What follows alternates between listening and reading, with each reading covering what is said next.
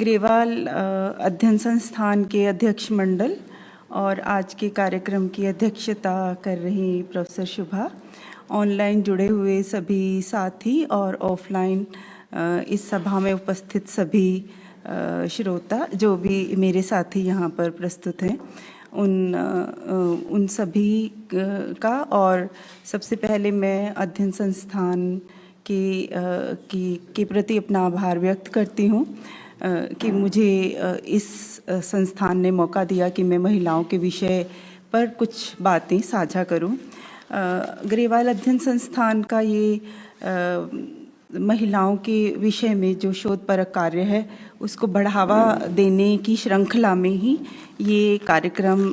ये जो आज की परिचर्चा है, इस पर मैं कुछ बातें आप लोगों के साथ साझा करना चाहूँगी।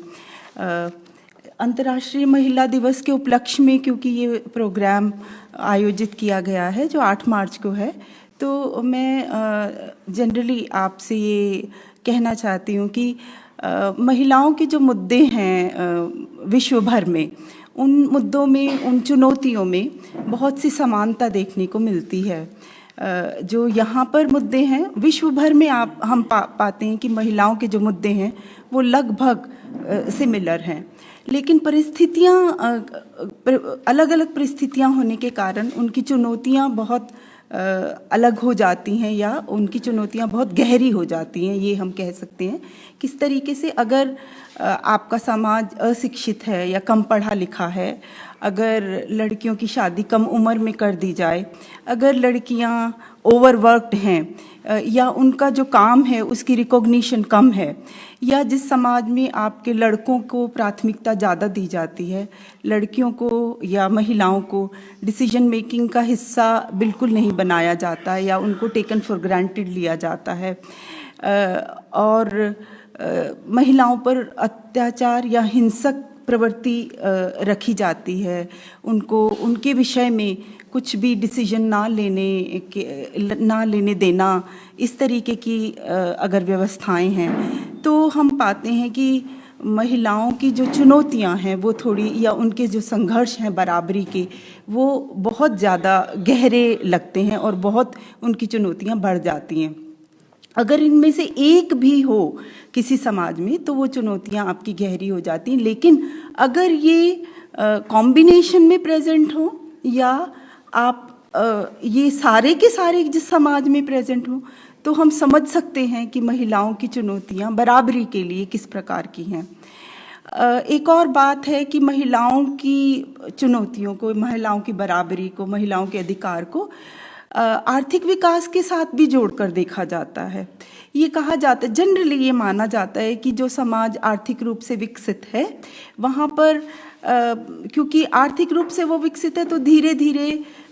विकास के साथ, आर्थिक विकास के साथ ये सारी चीज़ें अपने आप स्वतः ही खत्म हो जाएंगी। यानी कि जब विकास होगा, आर्थिक विकास, तो महिलाएं भी शिक्षित हो जाएंगी और बाकी और जो विकास के पैमाने हैं वो सारे महिलाओं की लाइफ में भी परिलक्षित होंगे। यानी कि वो सारी चीज़ें अपने आप उनको संभाल लिया जाएगा, they will be taken care of kind of thing, कि अपने आप वो जो आपके बुराइयां हैं समाज की वो आर्थिक विकास के साथ साथ कम हो जाएंगी या ख़त्म हो जाएंगी। लेकिन ऐसा भी देखने में नहीं आता। जो विकास है, आर्थिक विकास अपने आप में ना तो गरीबी को ख़त्म करता, आर्थिक विकास न अपने आप में असमानता को, जो समाज में व्याप्त असमानता है उसको ख़त्म करता, और महिलाओं के लिए तो के लिए भी यही बात आप देख सकते हैं कि आर्थिक विकास अपने आप में महिलाओं की स्थिति में सुधार नहीं लाता। कैसे? इसके एग्जाम्पल हमारे देश में मिलते हैं। अगर ऐसा होता तो हरियाणा का जो आर्थिक विकास है उसके हिसाब से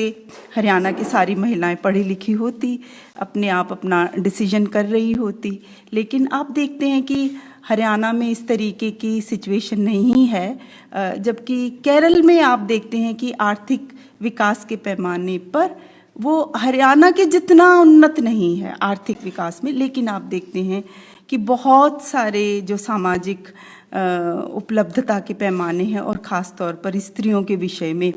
आप देखते हैं कि मैटरनल मोर्टेलिटी वहाँ पर कम है, न्यूट्रिशन अच्छा है, महिलाएं बहुत शिक्षित हैं। तो ये जो दोनों चीज़ों में आपको अंतर लगता है, तो ये हम कह सकते हैं कि आर्थिक विकास अपने आप में महिलाओं की स्थिति सुधार दे, ऐसा दिखता नहीं है। तो इसी चीज़ को ध्यान में रखते हुए, इन्हीं को देखते हुए हरियाणा में अगर हम देखें आर्थिक विकास के बावजूद हरियाणा में आज महिलाओं की क्या चुनौतियां हैं या कौन सी आज के समय महिलाओं की स्थिति क्या है और उनके विषय क्या हैं, बराबरी के लिए जो चुनौतियां हैं वो किस तरीके की हैं, इसी पर मैं आपसे कुछ शोध साझा करना चाहती हूँ। तो अगर हम देखें, ये बात तो नहीं है कि ये नहीं कहा जा सकता कि हरियाणा में विकास नहीं हुआ, हरियाणा में विकास हुआ है। अगर हम डेमोग्राफी डेवलपमेंट की बात करें, डेमोग्राफी से मेरा मतलब है कि अगर हम देखें कि मृत्यु दर कम हुई है और बर्थ रेट जिसको हम कहते हैं प्रजनन दर, उसमें भी आपके, क्योंकि ये सब विकास के पैमाने हैं जो रिफ्लेक्ट होते हैं, मृत्यु दर का कम होना और प्रजनन दर का भी कम होना, तो ये दोनों ही चीज़ें हरियाणा में कम हुई हैं। जनसंख्या की जो ग्रोथ है वो भी स्टेबलाइज हुई है, लाइफ एक्सपेक्टेंसी भी इंक्रीज हुई है और उस सब के कारण एज स्ट्रक्चर जो है, एज स्ट्रक्चर भी मॉडिफाई हुआ है। एज स्ट्रक्चर से मेरा मतलब यहाँ पर है कि जो यंग पॉपुलेशन है, कामकाजी 15 से 59 साल की जो जनसंख्या है उसमें बढ़ोतरी हुई है, एजिंग भी आपकी, उसमें भी अंतर आया है। लेकिन जो सबसे खराब बात या जो चिंता वाली बात है उसको हम अगर सेक्स रेशो देखें, महिलाएं प्रति हजार पुरुषों के अगर हम देखें तो उसमें बेहतरी होने की बजाय बहुत ही डिस्टॉर्टेड तरीके का पैटर्न आपको नज़र में आता है। मतलब बहुत ही डिस्टॉर्टेड पैटर्न हुआ है। ये तो सही बात है कि आपके परिवार छोटे हुए हैं और आर्थिक विकास का एक ये पैमाना भी है कि आपकी जनसंख्या में जो बढ़ोतरी है वो लिमिटेड तरीके से हो, लेकिन उसका बहुत ही भयानक डिस्टॉर्टेड रूप हम सेक्स रेशो के रूप में देखते हैं। यानी कि प्रति हजार जो पुरुष हैं उसके पीछे जो महिलाएं हैं, उनमें हरियाणा एक ऐसा प्रांत है, अगर हम जिसको इंडिया के सारे ही राज्यों में वो सबसे निचले वाले पायदान पर है, और अगर हम यूटी भी मिला लें तो 35 में से 31वें नंबर पर सेक्स रेशियो में हरियाणा का नंबर आता है, जो 877 है इसका सेक्स रेशियो प्रति हजार प्रति हजार पुरुषों के। तो 1000 में 877 तो आपको बहुत ज़्यादा चिंताजनक बात नहीं लगती, लेकिन जब आप पूरी पॉपुलेशन को देखें करोड़ में, तब समझ में आता है कि कितनी महिलाएं आपकी कम हैं। और ये जो कमी है ये बावजूद उसके है कि जब हमारी महिलाओं की बायोलॉजिकली लाइफ एक्सपेक्टेंसी ज़्यादा होती है। इसको मैं एक और तरीके से आपको बताना चाहती हूँ कि अगर हम 0 से 6 का सेक्स रेशो लें, जो कि आज की परिस्थिति को बताता है, मतलब 6 साल पहले तक के सिचुएशन को भी बता देता है, तो उसमें अगर आप देखें तो कोई भी हरियाणा का ऐसा राज्य नहीं है जहाँ पर जो ओवरऑल सेक्स रेशो है उसके बराबर भी वो पहुँचता हो। मतलब वो 831 है। अगर अब 0 से 6 का सेक्स रेशो लें तो 831 लड़कियां हैं प्रति 1000 लड़कों की। और किसी भी आपके डिस्ट्रिक्ट में मतलब केवल 2 डिस्ट्रिक्ट छोड़कर आपके पलवल और मेवात, किसी भी अन्य डिस्ट्रिक्ट में ये 860 से ऊपर नहीं है, जो छोटी बच्चियों का और बच्चों का रेशो है। और वहाँ पर भी क्यों है, पलवल और मेवात में भी, क्योंकि वहाँ पर अभी हमारा जो परिवारों की संख्या का जो साइज़ है वो अभी बड़ा है, जो फैमिली का साइज़ है। अगर वहाँ भी फैमिली का साइज़ छोटा हो रहा है, लेकिन इतना छोटा नहीं है जितना बाकी और डिस्ट्रिक्ट्स में देखने को मिलता है। वहाँ पर भी आपका डिस्टॉर्टेड हो रहा है, लेकिन क्योंकि जब जनसंख्या में 4 बच्चे या 3 बच्चे पैदा हो रहे हैं तो उसमें से एक लड़की भी पैदा हो रही है। लेकिन जहाँ पर भी हम जनसंख्या को कंट्रोल कर रहे हैं, हम उसमें बली लड़की की ही दे रहे हैं। मतलब हम नहीं चाहते कि अगर एक बच्चा है तो वो बच्चा हमारा लड़का ही होना चाहिए, और अगर 2 भी हैं तो NFHS का सर्वे भी हमें ये दिखाता है कि 2 बच्चों में भी 50% से ज़्यादा लोग ये चाहते हैं कि या तो दोनों लड़के ही हो जाएं, और 30% के आसपास ही लोग इस बात की हामी भरते हैं कि एक लड़की भी हो जाए उसमें से। लेकिन अगर 2 लड़के हो जाएं तो बहुत ही अच्छी बात है। तो ये जो एक बात है जो मैंने बताया आपको, सेक्स रेशो, ये सेक्स रेशो आपका जो कम है वो समाज में जो हमारी महिलाओं की स्थिति है उसको रिफ्लेक्ट करता है। ये मतलब ये जो प्रॉब्लम है वो कहीं और है। ये बुखार जो सिम्टम है ये केवल एक सिम्टम है, ये सिम्टम की जो मूल कारण है वो कहीं और है। तो ये मूल कारण क्या है आपका, बेसिकली और ये अक्रॉस द डिस्ट्रिक्ट्स है, ये मैंने आपको बात बताई, ये नहीं है कि एक डिस्ट्रिक्ट में है। और जो मैं आपको इसके कारण बताना चाहती हूँ, ये भी मैं आपसे एक बात साझा करना चाहती हूँ कि वर्ल्ड ओवर ये भी देखा गया कि अगर हम लड़के और लड़कियों का जन्म के समय ही देखें कि किस तरीके का पैटर्न है जन्म का, तो ये साइंटिफिकली ये बात ट्रूथ है कि 0.51 जो है वो प्रोबेबिलिटी है लड़कों के होने की, और 0.49 प्रोबेबिलिटी है लड़कियों के होने की। लेकिन सभी जगह अगर एक जैसे अवसर दिए जाएं तो क्योंकि लड़कियां बायोलॉजिकली ज़्यादा हार्डर होती हैं, तो 0 से 1 साल की उम्र आते आते तक लड़के और लड़कियों की जो काउंट है वो बराबर हो जाती है। लेकिन हरियाणा में जैसे कि मैंने आपको बताया कि लड़कियों की संख्या इतनी कम है, तो इसका एक कारण ये हो सकता है कि जो बिल्कुल दिखाई देता है कि लड़कियों की डेथ ज़्यादा हो रही हो, और दूसरी ये बात है कि लड़कियां पैदा ही ना हो रही हों। तो दोनों ही चीज़ें हरियाणा के विषय में ठीक दिखती हैं आंकड़ों के हिसाब से भी, कि अगर हम देखें 0 से 4 की एज ग्रुप में अगर हम एज वाइज मृत्यु देखें तो हम पाते हैं कि ज़्यादा लड़कियां लड़कों के बजाय लड़कियों की डेथ ज़्यादा है। और दूसरी बात, लड़कियां पैदा ही कम हो रही हैं। वो तो मैंने अभी आपको बताया कि जैसे जैसे हम अपने परिवार को संकुचित कर रहे हैं, हम उसमें बली लड़की की ही दे रहे हैं। हम चाहते हैं कि केवल लड़का ही पैदा हो। तो ये मैं आपको बता रही थी कि इसके कारण क्या हो सकते हैं। कारण जनरली जो हमें लिटरेचर बताता है कि 3 कारण हो सकते हैं कि पॉवर्टी बढ़ जाए और लड़कियों के लिए हेल्थ फैसिलिटीज़ ना हो, और तीसरा कारण जो है आपका वो है कल्चरल रीज़न। तो ये जो पहले 2 कारण हैं जो मैंने आपको बताया, पॉवर्टी हरियाणा में बढ़ नहीं रही है। न्यूट्रिशन भी या हेल्थ केयर फैसिलिटीज़ को भी अगर आप देखें तो इस तरीके का देखने में नहीं आता कि एक्सेस नहीं होगी हेल्थ केयर फैसिलिटीज़ को। ये बात सही है कि लड़कियों के लिए थोड़ा हेल्थ केयर फैसिलिटीज़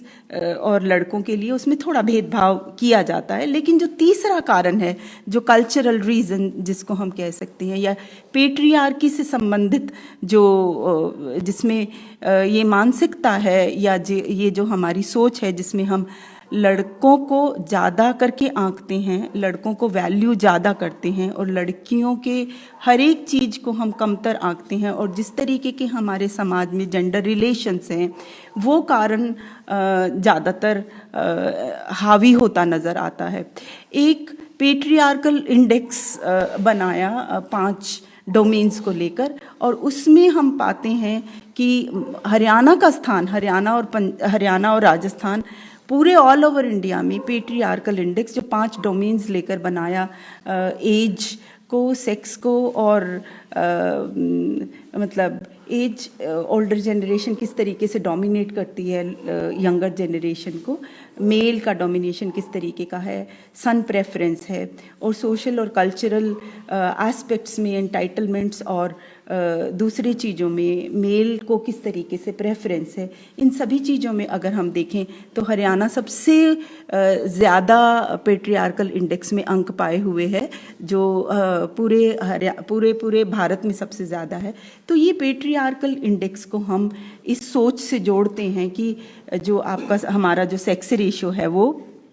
इसके कारण ही, मैं यहाँ पर दिखा नहीं पा रही हूँ, लेकिन अगर हम देखें इस पेट्रियार्कल इंडेक्स को तो आप पाएंगे कि राजस्थान और हरियाणा में इस पेट्रियार्कल इंडेक्स के कारण हमारा जो रेशो है वो इतना डिस्टॉर्टेड है। बेसिकली पेट्रियार्कल सिस्टम एक ऐसा सिस्टम होता है जिसमें सारी चीज़ों में मेल को ज़्यादा पावर्स हैं डिसाइड करने में, या पॉलिटिकल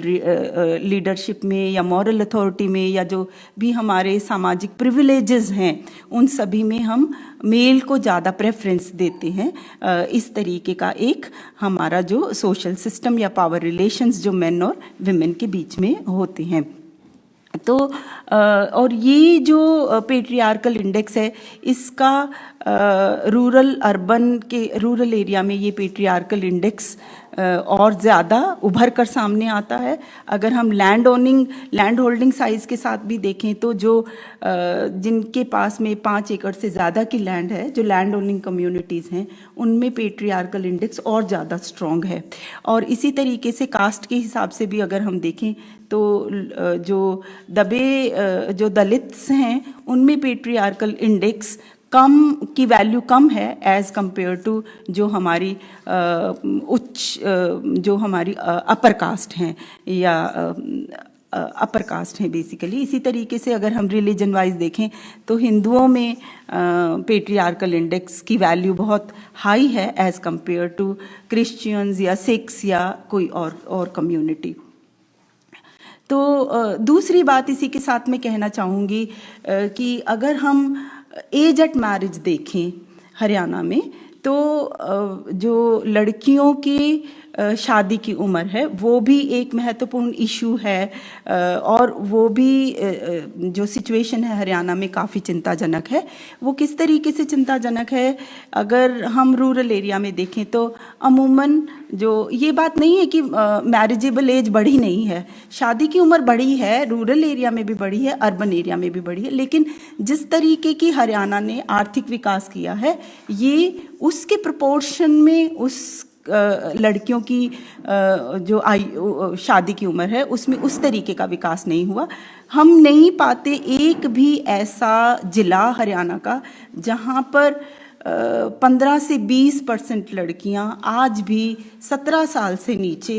उनकी शादी कर दी जाती है। और साउथ के जो हमारे डिस्ट्रिक्ट्स हैं मेवात और पलवल और महेंद्रगढ़ भी, यहाँ पर शादी की उम्र आप अभी भी देखेंगे, जो नया आपका डेटा है NFHS 5 का, उसके हिसाब से आज भी 25% लड़कियां, मेवात में इससे भी ज़्यादा है, जो 18 साल से कम उम्र में शादी कर दी जाती है।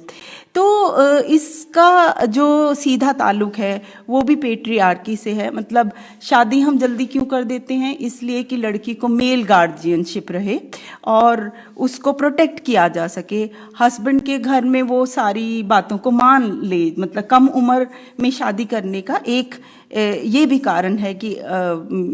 कारण होता है, जो पेट्रियार्की जो रिलेशंस हैं हमारे मेन विमेन के, उसमें ये एक बड़ा रोल प्ले करता है। एक बात मैं और आपको कहना चाहूँगी कि बेसिकली सारी सोसाइटीज़ में वर्ल्ड ओवर जो जब हम एडोलेसेंट वाली जो उम्र है वो हमारे लिए अपॉर्चुनिटीज़ को खोलने वाली उम्र होती है कि आप अपने डिसीजंस खुद लें, आप क्या बनना चाहते हैं, आप क्या पढ़ना चाहते हैं, आप आपके विकास की वो उम्र है एडोलेसेंट। लेकिन हमारे यहाँ पर हमारी सोसाइटी में और ख़ास तौर पे हरियाणा में हम देखते हैं कि ये वाली उम्र उसके ग्रोथ को ख़त्म करने वाली उम्र है। मतलब जब आप उसकी जल्दी शादी कर देते तो ऑब्वियसली आप उसको स्कूल से विड्रॉ कर रहे हैं, स्कूल और ज़्यादा वो स्कूल में नहीं जा रही है। उसके ऊपर भार है पूरे परिवार का, क्योंकि शादी उसकी हो गई है। और केवल परिवार का ही भार नहीं है, उसकी अपनी हेल्थ भी कॉम्प्रोमाइज़ हो रही है, क्योंकि शादी के बाद में जिस तरीके के रिप्रोडक्टिव प्रॉब्लम्स उसको कम उम्र में होने वाले हैं हेल्थ से रिलेटेड, तो ये सारी चीज़ें आपके एक इशू बनते हैं हरियाणा की सोसाइटी में, जब हम एक बड़ा प्रतिशत 20% लड़कियों को 18 साल से कम की उम्र में ही हम उनकी शादी कर देते हैं। तो बेसिकली ये उसके ग्रोथ को डिनायल करने का प्रोसेस है, उसको अपॉर्चुनिटीज़ बिल्कुल से वंचित कर देने का एक पूरा प्रोग्राम है, जो भी बहुत ही चिंताजनक है। और जिससे बहुत सारी चीज़ें जब वो स्कूल जाती है अपने स्वास्थ्य संबंधी या अपनी सेहत संबंधी सफाई की चीज़ें वो अनायास ही वो अपने आप सीख जाती है। लेकिन जब आप उसकी शादी कर देते हैं तो इन सारी चीज़ों से उसका जो ताल्लुक़ है या उसको जो स्वतः ही वो सीखने वाली थी, इन सारी चीज़ों से हम उसको अलग थलग कर देते हैं और उसको एक ऐसी जगह में धकेल देते हैं जहाँ पर उसके विकास की संभावनाएं लगभग नगण्य हैं। तीसरी बात जो मैं आपको कहना चाहती हूँ हरियाणा के कॉन्टेक्स्ट में, वो है एजुकेशन की। ये भी बात सही है कि आप सब कहेंगे कि पहले तो इतनी महिलाएं पढ़ती नहीं थी, अब तो देखें जहाँ पर देखें हम महिलाएं, लड़कियां ही दिखाई दे रही हैं, लड़कियां ही पढ़ रही हैं। लेकिन मैं आपको बताना चाहती हूँ कि आज भी आंकड़ों के हिसाब से अगर आप देखें तो ये सही बात है कि महिलाओं की लिटरेसी बढ़ी है, लेकिन अगर प्रांत वाइज हम हरियाणा का नंबर देखें इंडिया में तो अभी भी वो 25वां है और ये 10 साल में लगभग 10% पॉइंट के हिसाब से हरियाणा में ग्रोथ है लिटरेसी की। और ये इंडिया की जो एवरेज है, नेशनल एवरेज, उससे थोड़ा सा ज़्यादा है, 1% ज़्यादा है। लेकिन अभी भी रूरल महिलाओं का जो प्रतिशत है, केवल मैं लिटरेसी की बात कर रही हूँ यहाँ पर, लिटरेसी जो एजुकेशन लेवल को नहीं बताता है, केवल पढ़ने लिखने का अक्षर ज्ञान की बात करता है, उसमें भी महिलाओं का जो सिचुएशन है वो बहुत बढ़िया नहीं है। अभी भी 1/3 महिलाएं हमारी ऐसी हैं रूरल एरिया में जो पढ़ना लिखना नहीं जानती। और अगर हम एनरोलमेंट की बात करें, मतलब छोटी बच्चियों के स्कूल जाने की भी बात करें, तो ये ठीक बात है कि वो एनरोलमेंट भी बढ़ा है, लेकिन एनरोलमेंट के जो आंकड़े अभी 17-18 के जो डाइस देती है डिस्ट्रिक्ट की एजुकेशन सर्वे जो करते हैं, उन आंकड़ों के अनुसार भी अगर आप देखें तो लड़कियां जो हैं उनका एनरोलमेंट 6 से 14 में 87% के आसपास है, जबकि ऑल ओवर इंडिया का 89 है। तो हरियाणा तो एक बेहतर इकोनॉमिकली डेवलप्ड स्टेट है, ऑल इंडिया से तो उसका रेशो कम होना ही नहीं चाहिए, लेकिन वहाँ पर भी ये लैग करता है। दूसरी बात, ये बात सही है कि लड़कियाँ ज़्यादा आपको दिखाई देती हैं कक्षाओं में, लेकिन ये जो कक्षाओं का उनका पास परसेंटेज है या उनका ज़्यादा होना, समाज की किसी भी और जगह पर वो उनका सक्सेस रेट, कक्षा में पास हो जाना, कहीं और परिलक्षित नहीं होता। और अगर हम इस पास होने को दूसरी चीज़ों से, मतलब ये तो सही है कि उसको पढ़ने के लिए भेज दिया जाता है, उसका वो पास भी वहाँ पर हो जाती है या उसका पास रेट लड़कों की अपेक्षा थोड़ा ज़्यादा है, लेकिन ये किसी भी और समाज के पैमाने में ये परिलक्षित नहीं होता। तो इसका कारण किस तरीके से हम समझ सकते हैं? 3 मोटी बातें जो हमें समझ में आती हैं कि वो क्या हैं। लड़कियों की एजुकेशन को कोई इकोनॉमिक वैल्यू नहीं है, मतलब क्योंकि लड़कियों का जो यही है कि तुमको ब्याह करके दूसरे घर में जाना है, उसकी एजुकेशन को कोई सोशल वैल्यू या इकोनॉमिक वैल्यू अकॉर्ड नहीं करी जाती, क्योंकि डिवीजन ऑफ लेबर जो है, जेंडर डिवीजन ऑफ लेबर, कि पढ़ लिख के भी तुमको घर का ही काम करना है, तो उसकी एजुकेशन अपने आप में इतना मायने नहीं रखती। दूसरी बात, तीसरी बात ये भी है कि हमारे यहाँ पर ये भी प्रचलन है जिसको हम कहते हैं पैट्रीलोकल एक्सोगेमी की, अपने से ऊंचे में लड़की की जब हम शादी करते हैं तो ये हमारे समाज में व्याप्त है कि लड़की की शादी अपने से ऊंचे वाले घर में कर दी जाए जो हमारे घर से ज़्यादा धनी घर है। तो उसके कारण भी लड़की की एजुकेशन का कोई वैल्यू नहीं है कि समाज में उस घर का ज़्यादा रुतबा है जिसने अपने से बड़े घर में लड़की की शादी करी, उसकी एजुकेशन को इसलिए भी सोशल वैल्यू, किसी भी तरीके की इकोनॉमिक और सोशल वैल्यू नहीं दी जाती। हालांकि ये बात ज़रूर कही जाती है कि अगर लड़की पढ़ेगी तो पूरा समाज पढ़ गया और लड़का पढ़ा तो एक ही जनरेशन पढ़ी। तो इस कारण से ये सही बात है कि एजुकेशन बढ़ी है, लेकिन और इस बात को भी बहुत प्रचारित किया जाता है। लेकिन इसमें भी मैं ये कहूँगी कि अगर आप इस बात को प्रचारित करते हैं, ठीक है, इस बात को प्रचार करिए और आप लड़कियों को पढ़ाइए, लेकिन जब हम इस बात का प्रचार करते हैं तो भी जो हम स्ट्रक्चरल इनइक्वालिटी है और जो जेंडर रिलेशंस हैं हम उनको इग्नोर कर रहे हैं। हम उसमें सारा का सारा उत्तरदायित्व तो उस लड़की के ऊपर डाल रहे हैं कि लड़की पढ़ गई तो बस ये सारे समाज की कुरीतियाँ अपने आप खत्म हो जाएंगी, एक लड़की पढ़ी तो सारा समाज पढ़ा। मतलब हम लड़की को सोशल जस्टिस के, लड़की की पढ़ाई को सोशल जस्टिस के इशू के साथ में कभी भी रिलेट नहीं करते हैं। हम केवल उसको अपनी शान के लिए पढ़ा रहे हैं या ये दिखाने के लिए पढ़ा रहे हैं। उसकी पढ़ाई का जो सोशल वैल्यू है उसको हम हमारे समाज में उस तरीके की सिग्निफिकेंस हम अभी भी नहीं दे पा रहे हैं। चौथी बात मैं आपको हरियाणा के इस की महिलाओं के संदर्भ में जो बताना चाहती हूँ वो ये है कि आज भी महिलाओं की जो हेल्थ है, महिलाओं का जो बर्डन ऑफ इल हेल्थ है वो पुरुषों की अपेक्षा ज़्यादा है। मतलब ये आंकड़ों से, मैं डिजीज़ पर काम करती हूँ और डिजीज़ के आंकड़े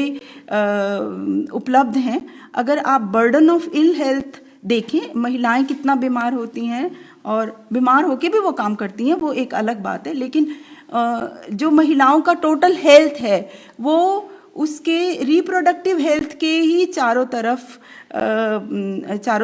ताना बाना उसका बुना गया है कि उसको एंटीनेटल केयर दे दो, इंस्टीट्यूशनल डिलीवरीज करवा दो उनकी। ये सही बात है कि महिलाओं का जो स्ट्रक्चर है या महिलाओं को अपने जीवन के कुछ पड़ावों पर अतिरिक्त हेल्थ फैसिलिटीज़ की ज़रूरत है, आप वो मुहैया करवाइए। लेकिन उसके बावजूद भी उसको, उसका जो हेल्थ है उसके लाइफ साइकिल के हिसाब से भी आप उसकी हेल्थ को कंसिडर कीजिए। ये वाली जो सोच है ये पूर्णतया हरियाणा में इवन हेल्थ पॉलिसीज़ में भी कंप्लीटली गायब हैं। ये हमें देखने को नहीं मिलता। हालांकि एमएमआर में भी मैं मैटरनल मोर्टेलिटी जो रेट है, अगर आप उसके भी आंकड़े मैं आपको बताना चाहती हूँ कि अगर पूरे इंडिया का जो मैटरनल मोर्टेलिटी रेट है वो 113 पर लाख विमेन है ऑल इंडिया का, और अगर हम केरल का देखें तो 43 है, और अगर हम हरियाणा का देखें तो 99 है। तो देखिए, मतलब ये तो सही है कि 113 से थोड़ा नीचे है, लेकिन अंतर आप देखें कि केरल से आप अंतर देखें, हमारी तो स्टेट एक बहुत ही इकोनॉमिकली प्रॉस्परस स्टेट है, फूड सरप्लस स्टेट है, दालों के उत्पादन में दूसरा नंबर है, दूध के उत्पादन में भी दूसरा तीसरा नंबर है, और हेल्थ फैसिलिटीज़ को भी हम कहते हैं कि हमने गांव-गांव में बहुत सारी सुविधाएं पहुंचाई, सड़कें पहुंचाई, पानी की सुविधाएं हैं। लेकिन उसके बावजूद अगर हम देखें तो हम पाते हैं कि महिलाओं के मृत्यु दर में कमी आई है, लेकिन उस तरीके की कमी नहीं है जो होनी चाहिए हरियाणा के संदर्भ में। और इसी तरीके से अगर हम महिलाओं में अनीमिया देखें, मतलब फूड सरप्लस स्टेट है ये हमारी। और अगर हम 15 से 49 की उम्र की जो रिप्रोडक्टिव एज में महिलाएं हैं और जो एक्सपेक्टेंट महिलाएं हैं, तो आपको जानकर आश्चर्य होगा कि 55% हमारी महिलाएं एनेमिक हैं। और ये अनीमिया कम होने की बजाय इसमें कोई कमी नहीं आ रही। अगर मैं आपको 2015-16 और 2019-20 का आंकड़ा दूं, जो नेशनल फैमिली हेल्थ सर्वे जो सर्वे करवाता है पूरा ऑल ओवर इंडिया सारी स्टेट्स का, तो उसमें इंक्रीज हुआ है। इंक्रीज मार्जिनली है हालांकि, लेकिन ये इंक्रीज अपने आप में एक बड़ी बात कहता है महिलाओं की स्थिति के बारे में। वो 55% था तो 56% हो गया। और अगर हम सारी लड़कियों को ले लें, मतलब मैरिड और अनमैरिड सारी लड़कियों को ले लें, तो भी स्थिति काफ़ी भयावह है। 62% टोटल महिलाएं, लड़कियां और महिलाएं ऐसी हैं जो एनेमिक हैं। और अगर हम BMI देखें, बॉडी मास इंडेक्स एक होता है कि एज के हिसाब से उनका कद और उनका भार किस तरीके का है, तो इसमें भी हालांकि हरियाणा में महिलाएं बहुत काम करती हैं और हम कहते हैं कि महिलाएं काफ़ी हष्ट पुष्ट हैं, लेकिन over a period of time अगर आप ये देखें तो हमें ये जानकर काफ़ी दुख के साथ ये बात कहते हैं कि लगभग 20% महिलाएं ऐसी हैं जिनका BMI इंडेक्स जो है वो 20% जो नॉर्मल होना चाहिए उससे कहीं ज़्यादा कम है, मतलब 3 स्टैंडर्ड डेविएशन भी उनका कम है। तो वो बहुत बड़ी चिंता की बात है एक ऐसे प्रदेश में जहाँ पर हम कहते हैं, हालांकि इसको और चीज़ों के साथ देखने की ज़रूरत है, कास्ट के साथ में और इकोनॉमिक ग्रुप के साथ में इसको देखने की ज़रूरत है कि किस तरीके का आपका ये पैटर्न है। ये भी बात सही है कि ये बात बहुत प्रचारित करी जाती है कि रिप्रोडक्टिव हेल्थ में काफ़ी सुधार हुआ है, लेकिन अगर हम हेल्थ केयर एक्सपेंडिचर देखें, आउट ऑफ पॉकेट हेल्थ के एक्सपेंडिचर देखें, इवन फॉर इंस्टीट्यूशनल डिलीवरी बड़ी है, कोई डाउट नहीं है इसमें। अगर 60% महिलाएं पहले प्रजनन के लिए जो मेडिकल प्रैक्टिशनर्स हैं या ट्रेंड मेडिकल प्रैक्टिशनर्स हैं उन पर आश्रित होती थी, तो उसका परसेंटेज काफ़ी बड़ा है, 90% तक गया है। ये एक अच्छी अचीवमेंट है जो हमें डेटा बताते हैं। लेकिन मैं इसके साथ ये भी बताना चाहती हूँ कि आउट ऑफ पॉकेट एक्सपेंडिचर जो है even in government health care facility, that has also increased and it has increased from 1400 to 1600। और प्राइवेट हेल्थ केयर फैसिलिटीज़ में जो एक्सपेंडिचर है उसकी मैं बात नहीं कर रही, मैं केवल गवर्नमेंट हेल्थ एक्सपेंडिचर की बात कर रही हूँ। तो जो सुविधाएं हमें औरतों को उनके उस पीरियड के लिए देनी चाहिए जिसके लिए हम बहुत बोस्ट करते हैं, तो ये भी हमें समझने की ज़रूरत है कि आउट ऑफ पॉकेट एक्सपेंडिचर दूसरे डिजीज़ के साथ साथ जो सुविधाएं गवर्नमेंट दे रही है और जिनको कहती है कि हम इसमें इंसेंटिव भी देते हैं, उसके बावजूद भी ये आउट ऑफ पॉकेट एक्सपेंडिचर हमारा जो है वो बढ़ रहा है। और मैं ये भी साफ तौर पे कहना चाहूँगी कि जो विमेन की हेल्थ है इसके ये बिल्कुल संबंधित है कि जीवन में जो महिलाएं हैं उनके जो और एस्पेक्ट्स में उनके साथ किस तरीके से व्यवहार किया जाता है, उनके हेल्थ इशू उससे रिलेटेड हैं। ये बिल्कुल अगर हम इसको अलहदा समझने की कोशिश करेंगे तो हम भूल करेंगे, क्योंकि ये जो उनकी हेल्थ का पैटर्न है वो भी, ये उनका एनीमिक होना और बाकी सारी चीज़ें होना, ये उसी से जुड़ा हुआ है। और मतलब पेट्रियार्कल वैल्यूज़ जिस तरीके की हमारी हैं कि वो सबसे आखिर में खाएंगी और सबसे कम खाएंगी, मतलब दूध पर तो पुरुषों का ही पहला अधिकार है, तो ये सारी चीज़ें से जुड़ा हुआ है उनकी हेल्थ का मसला। तो इसको हम अलग थलग करके नहीं देख सकते। वो काम भी ज़्यादा करती हैं और काम जो करती हैं उस काम की भी वैल्यू कम है, तो ये भी मैं आपको इसके साथ ही बताना चाहती थी। अगली जो बात है जो मैं आपको कहना चाहती हूँ, मतलब हेल्थ में ही मैं एक चीज़ और जोड़ना चाहती हूँ कि कुछ जो हेल्थ इश्यूज़ हैं विमेन के, वो विमेन के कुछ यूनिक हैं। मतलब जो मैंने अभी आपको बताया वो रिप्रोडक्टिव हेल्थ पर, क्योंकि जो हमारा पूरा हेल्थ पॉलिसी है वो उसी के इर्द गिर्द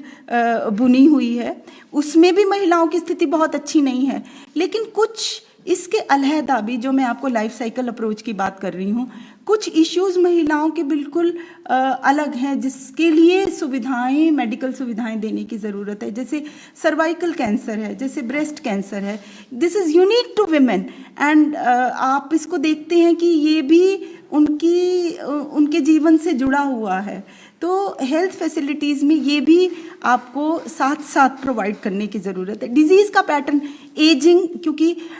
विमेन की लाइफ एक्सपेक्टेंसी ज़्यादा है, तो एजिंग के साथ उनकी जो डिजीज़ हैं उनको भी समझने की ज़रूरत है। और विमेन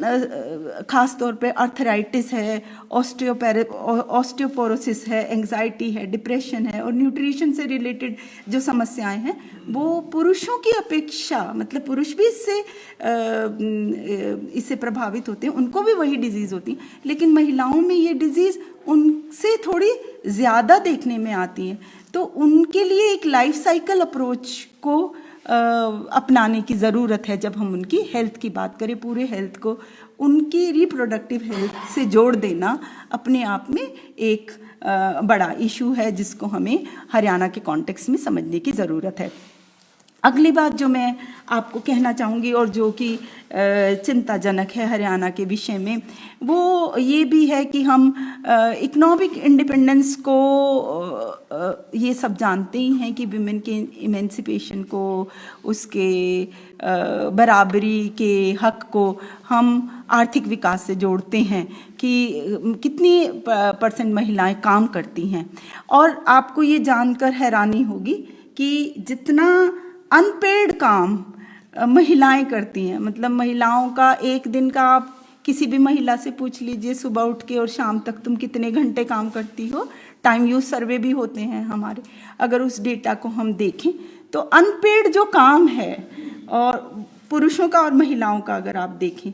तो वो बहुत ज़्यादा है, और हरियाणा के कॉन्टेक्स्ट में तो और भी ज़्यादा। मेरे पास एक टेबल है जो यहाँ तो मैं नहीं आपको बता सकती, दिखा नहीं सकती, लेकिन मैं आपको बता सकती हूँ कि अगर आप आंकड़े देखें तो महिलाओं का वर्क पार्टिसिपेशन रेट अगर आप देखें तो 1993-94 में ये 27% था और 2017-18 में ये हो गया 9%। तो आप सोच के देखें, क्या महिलाओं ने काम करना बंद कर दिया? काम करना बंद नहीं किया, महिलाओं के काम की गिनती होना बंद हो गया। स्टैटिस्टिकली वो इनविजिबल होती जा रही हैं। जितना भी एनिमल हस्बेंड्री से रिलेटेड काम है हरियाणा में वो मुख्यतः महिलाएं करते। डंग वर्क तो कोई पुरुष करता ही नहीं किसी भी तरीके का, और महिलाएं पूरा एनिमल हस्बेंड्री, दूध निकालना, मतलब सारा काम जो एनिमल हस्बेंड्री का है वो महिलाएं करती हैं। ये काम जो है, जो एनिमल हस्बेंड्री से रिलेटेड जो काम है, एनएसएसओ जब इसकी गणना करता है तो ये इसको पहले मार्जिनल वर्क में कंसीडर करता था, अब वो उसको कंसीडर ही नहीं करता। तो महिलाएं जो अनपेड जितना भी डोमेस्टिक काम करती हैं, और ये तो डोमेस्टिक नहीं है, इसका काउंट है, ये जीडीपी में आपके जो ग्रॉस डोमेस्टिक प्रोडक्ट है उसमें इसकी गणना होनी चाहिए, लेकिन महिलाओं की गणना नहीं है। लेकिन वही काम जब पेड वर्क हो जाए, आप पैसे दे के किसी से करवा रहे, तब वो काम है, लेकिन जब महिलाएं कर रही हैं घर की तब वो काम में शामिल नहीं है। और दूसरी बात, जितना भी केयर वर्क है, बीमार की जो तीमारदारी करने का काम है, वो सारा महिलाओं के ऊपर होता है, जनरली सारा महिलाओं के ऊपर होता है। मैं ये नहीं कहूँगी कि पुरुष बिल्कुल नहीं करते, लेकिन मेजॉरिटी ऑफ दैट वर्क वो जो है डिवीजन ऑफ लेबर है, तो वो महिलाएं करती। उस काम की कहीं गिनती नहीं है। जो डोमेस्टिक ड्यूटीज के अलावा है, खाना बनाना, पानी भरना और बाकी के सारे काम, वो तो डोमेस्टिक ड्यूटी में काउंट ही हैं, लेकिन वो सारे काम भी जो जीडीपी में जिसकी गणना होती है, वो धीरे धीरे आपके महिलाओं के काम से हटा दिए गए और महिलाएं स्टैटिस्टिकली इनविजिबल होती चली गई। और अगर आप देखें, ये मैंने एक अभी काम किया एक पेपर के लिए कि महिलाओं का domestic duty, exclusive domestic duties में आप देखेंगे, अब तो महिलाएं बहुत पढ़ लिख रही हैं, लेकिन उसके बाद भी देखिए 99, 93, 94 में 4% महिलाएं एक्सक्लूसिव डोमेस्टिक ड्यूटी में थी, और आज आपकी 27% रूरल एरिया में एक्सक्लूसिव डोमेस्टिक ड्यूटी में हैं। तो और अगर आप रूरल अर्बन दोनों मिला लें तो 46% महिलाएं एक्सक्लूसिव डोमेस्टिक ड्यूटी में हैं। तो ये जो हमारा काउंट करने का जो सिस्टम है उसमें भी एक बेसिक प्रॉब्लम है, लेकिन इसके साथ साथ महिलाओं का कि जो अपॉर्चुनिटीज़ है काम के लिए वो भी घटी हैं, ये बात भी समझने वाली है। और ये तो हम सभी जानते हैं, अभी किसान मूवमेंट में भी ये बात बहुत सामने आई कि जो महिला खेतीहर हैं, जो महिला कल्टीवेटर्स हैं, they are no longer considered as किसानी, उनको नहीं समझी जाती है, उनको बहुत इग्नोर किया जाता है उस चीज़ में। तो ये भी एक बड़ा इशू है। और महिलाएं, ये भी देखने में आया कि जो महिलाएं मजदूर थी, एग्रीकल्चरल लेबरर, उसमें बढ़ोतरी हुई है। तो हम ये भी पाते हैं कि पॉवर्टी जो है वो समय के साथ में फेमिनाइज्ड हो रही है, और उनका वर्क पार्टिसिपेशन रेट कई कारणों से बढ़ा है। और इसके साथ में ये भी देखने में आया कि एम्प्लॉयबिलिटी और वर्क अपॉर्चुनिटीज़ उनके लिए भी उसी तरीके से घटी हैं जिस तरीके से पुरुष के लिए घटी हैं, लेकिन महिलाएं इसका जो दंड है वो और ज़्यादा भुगतती हैं, क्योंकि इनफॉर्मल सेक्टर में काम करती हैं। तो ये भी एक हरियाणा के कॉन्टेक्स्ट में बड़ा मुद्दा है जिसको हमें समझने की ज़रूरत है। इसके अलावा दो और मुद्दे जिनकी तरफ मैं आपका ध्यान आकर्षित करना चाहूँगी, उनमें से एक है वायलेंस अगेंस्ट वीमेन। वायलेंस जो है विमेन के प्रति जो हिंसक होना, ये बेसिकली जिस तरीके की हमारे समाज में जेंडर रिलेशंस हैं और जो पेट्रियार्की का जो नोशन है जिसमें पुरुष डोमिनेट करते हैं, वो अपनी पावर को दिखाने के लिए, मतलब वायलेंस जो है बेसिकली उसका रिजल्ट है एक तरीके से। और आपको ये जानकर पूरा आश्चर्य होगा या नहीं भी होगा, ये तो सही बात है कि हमारे समाज में वायलेंस को बहुत सोशल सैंक्शन है। मतलब कोई आप पंचायत नहीं देखोगे ऐसी कि भाई ये आदमी ने अपनी बीवी को पीटा, इस बात पे कोई गांव की पंचायत हो रही हो। मतलब कंप्लीट सोशल सैंक्शन है इस पे कि एक आध थप्पड़ तो मार ही देना चाहिए, कोई बात ही नहीं है। मतलब अगर उसने खाना ठीक से नहीं परोसा या उसने ये काम तरीका मतलब नहीं करा, तो ये तो थप्पड़ खाने का में कोई बुराई नहीं है। मतलब अगर आप वो पेट्रियार्की बिल्कुल इतने अजब तरीके से काम करती है, डेंजरसली, कि अगर आप महिलाओं से भी पूछ लोगे ना तो वो कहेगी कोई बात नहीं, अगर मैंने ही नहीं परोसा था, वो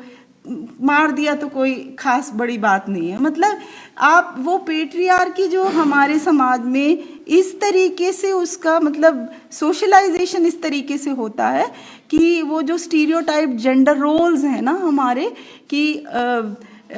अगर इसकी परफॉर्मेंस ना होने से और वायलेंस को जिस तरीके से जस्टिफाई किया जाता है, वो एक बहुत ही भयावह चीज़ है जो हमारे समाज में हर स्टेज पर हमें देखने को मिलती है। और मैं आपको बता दूं, अगर मैंने ये क्राइम अगेंस्ट वीमेन का एक रेट निकाला जो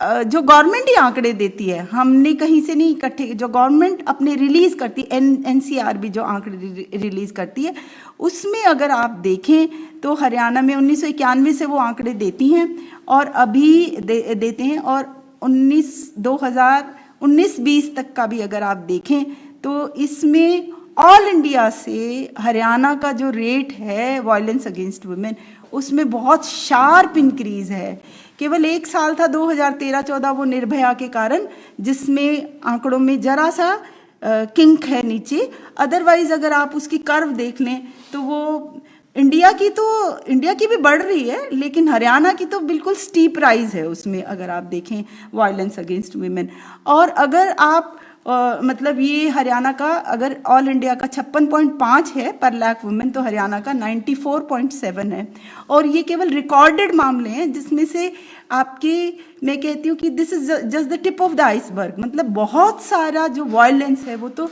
रिकॉर्ड ही नहीं होता। ये बिल्कुल एक्सट्रीम केस का वायलेंस है जो रिकॉर्ड होता है। उस रिकॉर्डिंग में भी आप देखेंगे कि हरियाणा का जो आंकड़ा है वो बहुत शार्प तरीके से बढ़ रहा है। अगर वो उसमें कॉम्पोजिशन ऑफ क्राइम अगर आप देख लें कि किस किस तरीके का क्राइम होता है, तो आपको ये जानकर हैरानी होगी कि जो क्रूएलिटी बाय हस्बैंड्स और रिलेटिव्स हैं, डोमेस्टिक वायलेंस, वो टोटल जो वायलेंस है उसका 40% जो है वो डोमेस्टिक वायलेंस है। मतलब साथ रहते हुए जिस तरीके के, मतलब इसमें मैं केवल फिजिकल वायलेंस की बात कर रही हूँ, मेंटल वायलेंस और जो वो अलग तरीके के जो इमोशनल वायलेंस है वो छोड़ दीजिए। मतलब वायलेंस बहुत तरीके का है, लेकिन ये केवल फिजिकल वायलेंस जो रिपोर्ट करवाया जाता है वो आपके टोटल वायलेंस का 40% जो है वो, मतलब इतने छोटी छोटी बातों पर भी हो जाता है कि पानी नहीं दिया तो भी प्लेट तो फेंकी और थप्पड़ भी लगा। मतलब all kinds of atrocities are there for that. और बाकी जो और तरीके के वायलेंस है, किडनैपिंग है, अबडक्शन है, insult to modesty of women है, मतलब ईव टीजिंग के केसेस हैं, और रेप्स हैं, ये इन सबों में बढ़ोतरी है। डावरी डेथ्स में थोड़ा सा डिक्लाइन है पिछले कुछ सालों से, लेकिन बाकी और मतलब वो स्टैग्नेंट हो गई है बेसिकली। लेकिन बाकी और सारे तरीके के क्राइम्स में हरियाणा में अगर आप देखेंगे तो उसमें बहुत ही शार्प इंक्रीज है। और सबसे खतरनाक बात ये है कि ये अगर आप डिस्ट्रिक्ट वाइज उसका डेटा ले लें तो कोई भी डिस्ट्रिक्ट ऐसा नहीं है जहां पर ये रेट कम हो। और कोई भी अक्रॉस सोशल ग्रुप्स ले लें आप, तो सबसे खतरनाक बात यही है कि सारे सोशल ग्रुप्स में, सारे कास्ट ग्रुप में, अक्रॉस डिस्ट्रिक्ट्स ये आपका पैटर्न देखने को मिलता है, जो बहुत ही भयावह है। मतलब ये एक बहुत बड़ा मुद्दा है जिसकी तरफ हमें ध्यान देना चाहिए। इसी तरीके से हमने विमेन की एज वाइज भी वायलेंस देखने का प्रयत्न किया, तो हमें काफ़ी इस बात का आश्चर्य हुआ कि 50 साल के बाद में थोड़ा सा वायलेंस में कमी आती है। 40 से 49 तक भी आपका जो पैटर्न है वायलेंस का, उसमें आपकी कमी नहीं आती। जब वो एक पर्टिकुलर एज पर पहुंच जाते हैं जहां वो पेट्रियार्की में ओल्डर विमेन ऑल्सो, वो कांदियोती की एक स्टडी है जिसमें पेट्रियार्की को बहुत अच्छे तरीके से उन्होंने एक्सप्लेन किया है कि हरियाणा का जो केस है ना पेट्रियार्की में, क्लासिकल तरीके की पेट्रियार्की है, जहां पर ओल्डर विमेन भी किस तरीके से आपके यंगर विमेन्स को डोमिनेट करती हैं। तो ये मतलब एज ग्रुप वाइज भी वो तो 60 प्लस होने के बाद में या 55 साल के होने के बाद में उस तरीके की वायलेंस नहीं होती उनके पार्टनर्स के द्वारा। अदरवाइज 49 साल की उम्र तक भी विमेन वायलेंस की शिकार होती हैं। ये आप आंकड़ों से ही देख सकते हैं। इसके अलावा मैं एक और छोटी सी बात आपसे शेयर करना चाहती हूँ कि वो ये है कि मतलब ये तो मैंने आपको बताया ही कि पेट्रियार्की जो है वो जेंडर रोल एटीट्यूड्स में किस तरीके से डेंजरसली काम करती है। और एनएफएचएस के आंकड़े भी मैंने आपको बताए कि जब पुरुषों से और महिलाओं दोनों से ही पूछा गया इस बारे में, वायलेंस के बारे में, तो 36% विमेन ने ये एक्सेप्ट करा, मतलब कि जस्टिफाइड है वायलेंस। तो ये जो एटीट्यूड है इसको बहुत तरीके से चेंज करने की ज़रूरत है। एक और बात जो मैं इसके साथ ही कहना चाहती हूँ वो ये है कल्चरल एस्पेक्ट्स में ही कि जब अगर हम बेसिक फैसिलिटीज़ की भी बात करें, बेसिक फैसिलिटीज़ में टॉयलेट फैसिलिटीज़ की बात करें, क्योंकि इस सब का भी जो बर्nt है वो विमेन सबसे ज़्यादा बेयर करती है। तो आज भी हालांकि जो ये आपका शौचालय स्कीम के तहत अभी बहुत सारे टॉयलेट्स गांव में बने हैं, लेकिन अभी जो नए आंकड़े 2018-19 के NSSO के आंकड़े को मैं देख रही थी, तो उसमें अभी भी लगभग 20% के आसपास हाउस होल्ड्स ऐसे हैं, गांव तो नहीं मिलेगा, हाउस होल्ड्स ऐसे हैं जिनमें अभी भी शौचालय की सुविधाएं उपलब्ध नहीं हैं हमारे रूरल एरियाज़ में। तो थोड़ा जब हम महिलाओं के प्रति इश्यूज़ की बात करते हैं, तो ये बेसिक फैसिलिटीज़ तक जब हम उनको प्रोवाइड नहीं करते, तो हमारी सेंसिटिविटी का लेवल देख लीजिए कि किस तरीके का है महिलाओं के लिए। जो बिल्कुल बेसिक सुविधाएं हैं, कहने को तो हरियाणा नंबर 1 हरियाणा, और हरियाणा में क्या नहीं, लेकिन जो बेसिक सुविधाएं हैं जिनके कारण आपका बहुत सारी चीज़ों में उनकी हेल्थ कॉम्प्रोमाइज़ होती है, उनकी डिग्निटी कॉम्प्रोमाइज़ होती है, तो वो सारी चीज़ों में भी हम देखते हैं कि इतने % घर आपके शौचालय से विहीन हैं, जो भी महिलाओं के विषय में एक बड़ी बात कहते हैं। तो मैं आपको बिल्कुल सीधे शब्दों में एक थंब स्केच के रूप में बताना चाहती हूँ। जो मैं ये NFHS के आंकड़े देखती थी, तो ये मेरे ध्यान में आया कि मुझे ऐसे लगा कि if I am born in Kerala, तो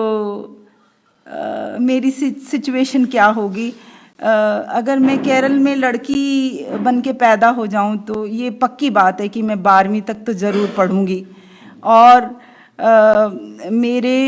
मतलब मुझे स्कूल 12वीं तक मैं पढ़ूंगी पक्का, और 25 साल से पहले मेरी शादी नहीं होगी, और जो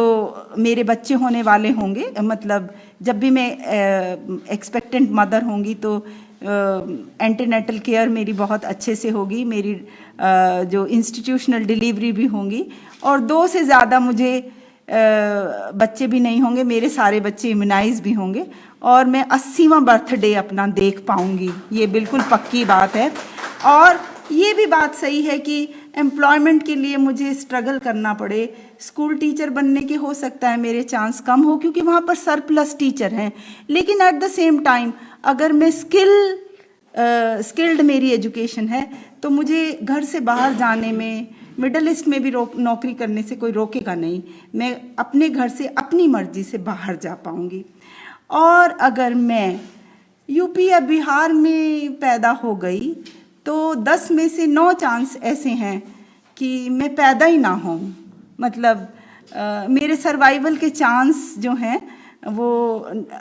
9 आउट ऑफ 10 हैं कि मैं 1 साल की उम्र तक पहुँच पाऊँ, और 5 साल की उम्र तक पहुँचने के चांस उससे भी कम हैं। और ये कोई ज़रूरी नहीं है कि मैं स्कूल में मेरा दाखिला हो जाए, और ये बिल्कुल पक्की बात है कि मुझे, अगर मैं वहाँ पैदा हुई हूँ, तो मुझे अपनी माँ के साथ जो घर के काम हैं उनमें ज़रूरी काम करना है। और ये भी पक्की बात है कि 18 साल से पहले मेरी शादी हो जाएगी, और ये भी पक्की बात है कि I will have multiple pregnancies, और ये भी पक्की बात है कि मेरे सारे बच्चे बचेंगे नहीं, मतलब चाइल्ड सर्वाइवल और भी कम होगा। और अगर मुझे कोई डिजीज़ हो जाती है, तो कोई पक्का नहीं है कि मैं हेल्थ केयर फैसिलिटीज़ तक पहुंच पाऊँ, मेरी एक्सेस हो। और मैं हमेशा डरी रहूँगी वायलेंस और मॉलेस्टेशन से, और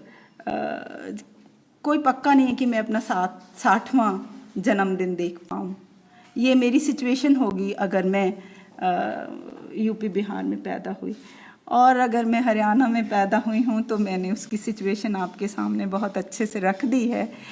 तो मुझे ये दिखाई देता है कि विमेन के जो इश्यूज़ हैं हरियाणा में विमेन की जो पोजीशन है बहुत ही डिस्कम्फर्ट लेवल पर है। उसको मतलब इतना आसानी से आप पचा नहीं सकते, मतलब बहुत डिस्कम्फर्ट होता है जब भी महिलाओं के बारे में आप थोड़ा भी ध्यान से सोचेंगे। छोटी उम्र में या अलग अलग एज ग्रुप में जो उनकी डेथ रेट है वो चिंताजनक है। उनका हेल्थ का, हाइजीन का, सैनिटेशन का, वायलेंस का और डिग्निटी ऑफ वर्क का जो इशू है वो भी आपका बहुत चिंताजनक है। बेसिक अमेनिटीज़ नहीं हैं। पेट्रियार्की बहुत ही डेंजरस तरीके से काम करती है, जो उसको डिग्निफाइड तरीके से जीने के अवसर कम प्रदान करती है